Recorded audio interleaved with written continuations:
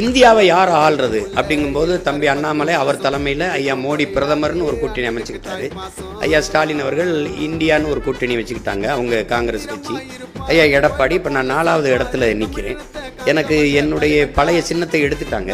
பல முறை நான் கொண்டு போய் சேர்த்த சின்னத்தை கடைசியாக ஒலி வாங்கி இந்த மைக்குன்னு ஒரு சின்னத்தை கொடுத்தாங்க. அதை வச்சுக்கிட்டு நான் என் பிள்ளைகள் யாரும் தெரிந்த வேட்பாளர்கள் இல்லை, எல்லாம் புதுசு.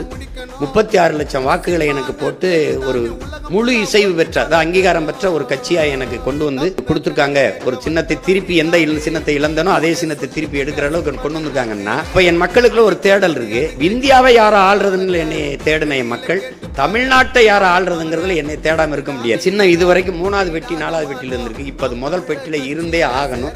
ஏன்னா அது பதிவு செய்யப்பட்ட கட்சியில் அங்கீகரிக்கப்பட்ட கட்சி. எங்களுக்கு இருக்கிறது எங்களுக்கு நீங்கள் தான் எங்களை கொண்டு போய் சேர்க்கணும். அது நீங்கள் செய்வீங்கன்னு நம்புகிறேன்.